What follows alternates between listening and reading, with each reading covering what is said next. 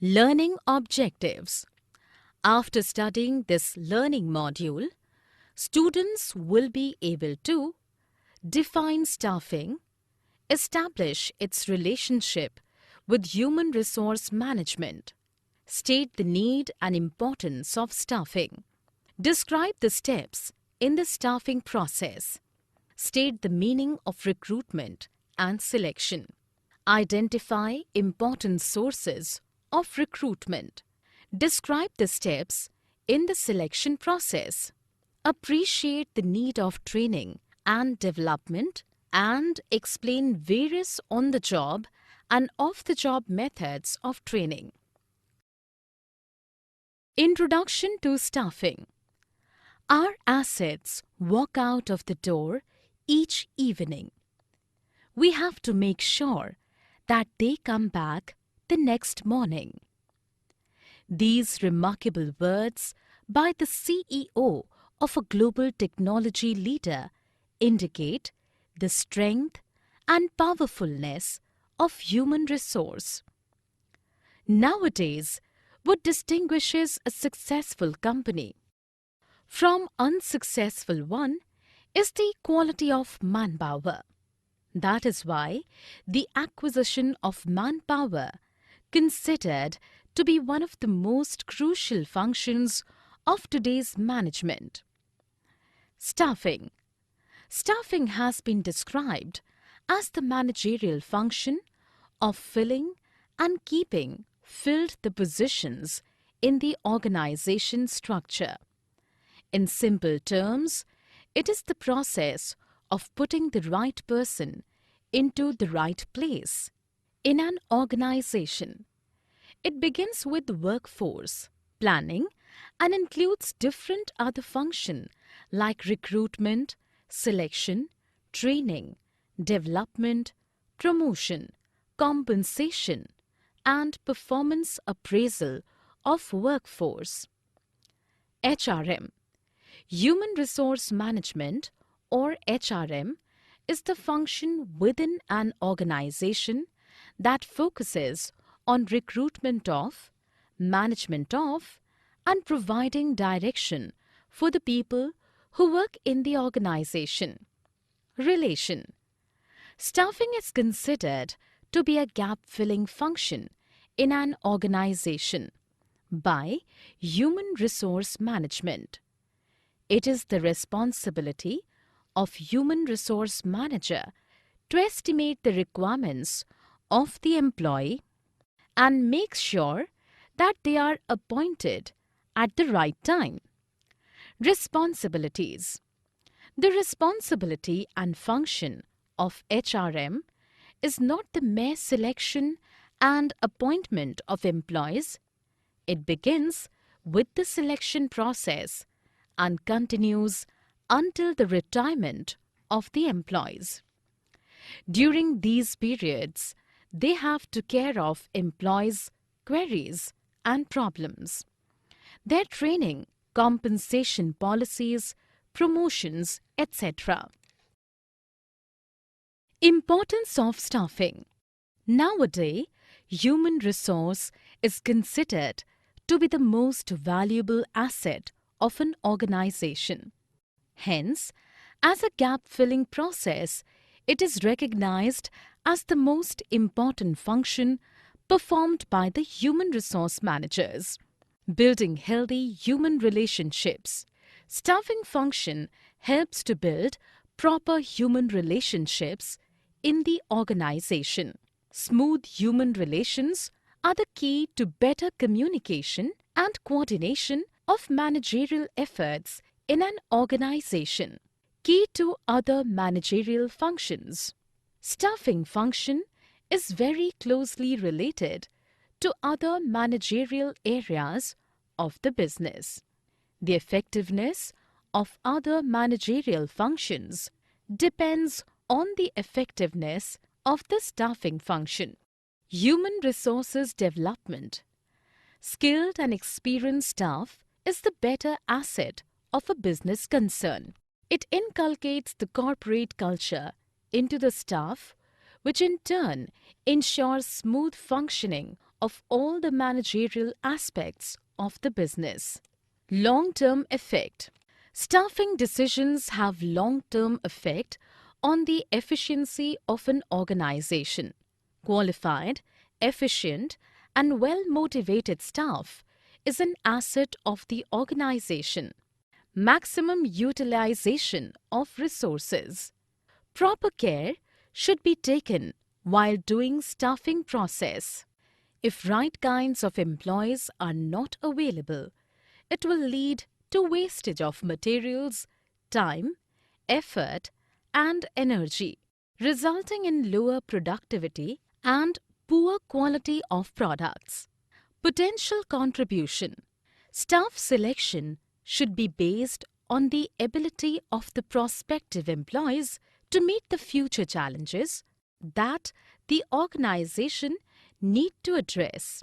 Therefore, the potential contribution of the staff in their anticipated future roles should also be taken into account. In staff selection. Staffing process. Identifying manpower requirements. The very first step in staffing is to plan the manpower inventory required by an organization in order to match them with the job requirements and demands.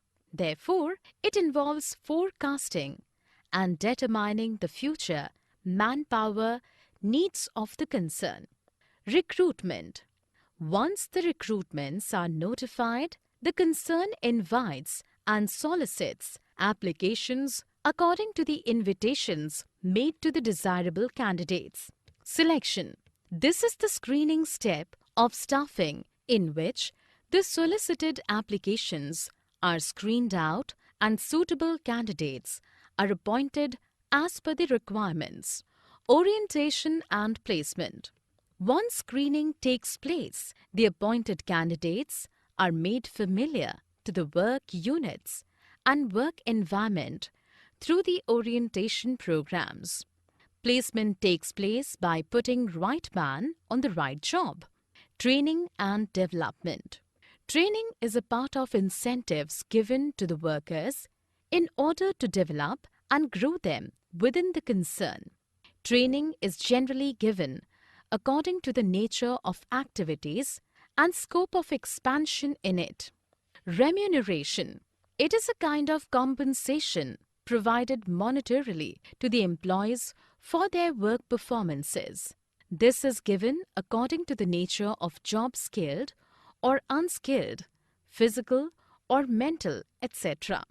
Performance evaluation.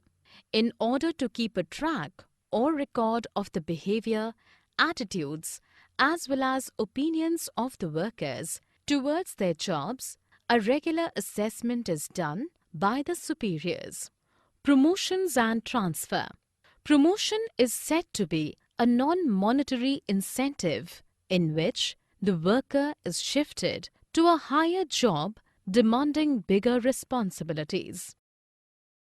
Recruitment. Recruitment refers to the process of finding possible candidates for a job or a function. It may be defined as the process of searching for prospective employees and stimulating them to apply for jobs in the organization. Sources of recruitment. The sources of recruitment may be broadly classified into two categories. They are internal sources and external sources. If an employee is selected within the organization, it is internal sources. And if the selection is from outside the organization, it is external source. Internal sources of recruitment. Promotion. Business enterprises generally follow the practice of filling higher jobs by promoting employees from lower jobs. Promotion leads to shifting an employee to a higher position, carrying higher responsibilities, facilities, status, and pay. Transfers. It involves shifting of an employee from one job to another. one department to another, or from one shift to another, without a substantive change in the responsibilities and status of the employee. Employee referrals. Present employees are well aware of the qualifications, attitudes, experience, and emotions of their friends and relatives. They are also aware of the job requirements and organizational culture of their company. As such, they can make preliminary judgment regarding the match between the job and their friends and relatives. Merits of internal sources. Internal sources of recruitment has many merits, like it serves a source of motivation to the workers, reduces the complexity of selection process, and saves time and money. Demerits of internal sources. Internal sources of recruitment is criticized from several grounds. It stops the firms to get fresh talent. Frequent transfers may hamper the organizational performance, and also if the promotion happens on time bound, it will affect the quality of employees also. External sources of recruitment. External sources of recruitment are those sources which are outside the organization. We can discuss the important among them one by one. Direct recruitment. Under the direct recruitment, a notice is placed on the notice board of the enterprise specifying the details of the jobs available. Job seekers assemble outside the premises of the organization on the specified date and selection is done on the spot. Casual callers. Many reputed business organizations keep a database of unsolicited applicants in their offices. Such job seekers can be a valuable source of manpower. A list of such job seekers can be prepared and can be screened to fill the vacancies as they arise. Advertisement. Advertisement in newspaper or trade and professional journal is generally used when a wider choice is required. Most of the senior positions of industry as well as commerce are filled by this method. Employment exchange. Employment exchanges run by the government are regarded as a good source of recruitment for unskilled and skilled operative jobs. In some cases, compulsory notification of vacancies to employment exchange is required by law. Placement agencies. These agencies compile biodata of a large number of candidates and recommend suitable names to their clients. Such agencies charge fee for their services and they are useful where extensive screening is required. Campus recruitment. Colleges and institutes of management and technology have become a popular source of recruitment for technical, professional, and managerial jobs. Many big organizations maintain a close liaison with the universities, vocational schools, and management institutes to recruit qualified personnel for various jobs. Selection. Selection is the process of identifying and choosing the best person out of a number of prospective candidates for a job. To achieve this, the candidates are required to take a series of employment tests and interviews. Preliminary screening. Preliminary screening is done on the basis of the information supplied in the application forms. It helps the HR department to reject unqualified applications. Selection tests. A selection test is conducted to evaluate the conceptual knowledge of the candidate. These may range from aptitudes such as manual dexterity to intelligence to personality. Employment interview. Interview is a formal, in-depth conversation conducted to evaluate the applicant's suitability for the job. During interview, the interviewer collects as much information possible from the candidate. Reference and background checks. Usually, employers collect names, addresses, and telephone numbers of references for the purpose of verifying information and gaining additional information on an applicant. Selection decision. The final decision has to be made from among the candidates who pass the tests, interviews, reference checks. The views of the concerned manager will be generally considered in the final selection. Medical examination.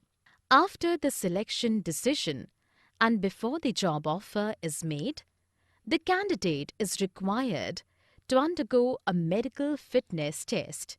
The job offer is given to the candidate being declared fit after the medical examination. Job offer. Job offer is made through a letter of appointment or confirm his acceptance. Such a letter generally contains a date by which the appointee must report on duty. Contract of employment. Employment contract is made in between the employer and the employee. This form contains certain vital details about the candidate, terms and conditions of the job, salary and perks, information and the like. Training and development. Training is the process of helping employees to improve their knowledge and skill so as to be able to perform their tasks more efficiently. The term development refers to the process of not only building up the skill and abilities, but also the overall competence of employees to undertake more difficult and challenging tasks. Importance of training and development. The employee who receives the necessary training is more able to perform in their job.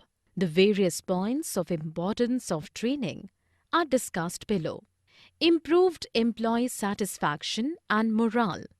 The investments in training that a company makes shows employees that they are valued. The training creates a supportive workplace. Employees may gain access to training they wouldn't have otherwise known about or sought out themselves. Addressing weaknesses. Most employees will have some weaknesses in their workplace skills.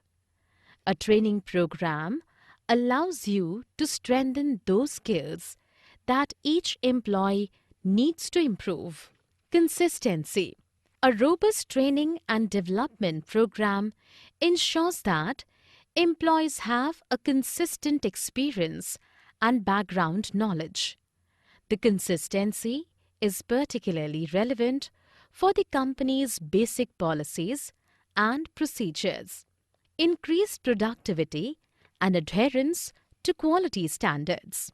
Productivity usually increases when a company implements training courses. Increased efficiency in processes will ensure project success, which in turn will improve the company turnover and potential market share. Increased innovation in new strategies and products. Ongoing training and upskilling of the workforce can encourage creativity. New ideas can be formed as a direct result of training and development. Reduced employee turnover. Staff are more likely to feel valued if they are invested in and therefore less likely to change employers. Training and development is seen as an additional company benefit. Recruitment costs therefore go down due to staff retention. Methods of training. Training methods are broadly classified into on-the-job training and off-the-job training. On-the-job training. On-the-job methods refer to the methods that are applied to the workplace while the employee is actually working. Apprenticeship programs. Apprenticeship programs put the trainee under the guidance of a master worker. These apprentices are trainees who spend a prescribed amount of time working with an experienced guide or trainer. Coaching. In this method, the superior guides and instructs the trainee as a coach. The coach sets mutually agreed upon goals, suggests how to achieve these goals, periodically reviews the trainee's progress, and suggests changes required in behavior and performance. Internships. This training method is followed by the educational institutions and corporate.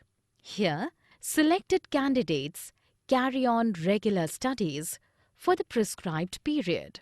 Off-the-job training. This is any form of training which takes place away from the immediate workplace. Off-the-job training includes more general skills and knowledge useful for work as well as job-specific training. Classroom lectures. This method is used to conveying specific information, rules, procedures, or methods. Films. They can provide information and explicitly demonstrate skills that are not easily represented by the other techniques. Used in conjunction with conference discussions, it is a very effective method in certain cases. Vestibule training. Here, actual work environments are created in a classroom and employees use the same materials, files, and equipment. This is usually done when employees are required to handle sophisticated machinery and equipment. Case study. Case studies are the actual experiences of organizations. Trainees study the cases to determine problems, analyze causes, develop alternative solutions, select what they believe to be the best solution, and implement it. Summary. Let us summarize what we have learned in this module. Staffing is a function where all the employees need to perform. It is a separate and specialized function, and there are many aspects of human relations to be considered. Human Resource Management, or HRM, has rolled over the traditional concept of labor welfare and personal management. HRM in its present form has evolved from a number of significant interrelated developments which date back to the era of Industrial Revolution. Employment exchanges run under the supervision of the government, and it performs superb role of recruitment for unskilled and skilled people. Selection is a method of scrutinizing and hiring the best person to meet the exact need of job profile. The staffing function helps businesses in order to fulfillment the need of manpower within an organization on time. The employee who receives the necessary training is more able to perform in their job. On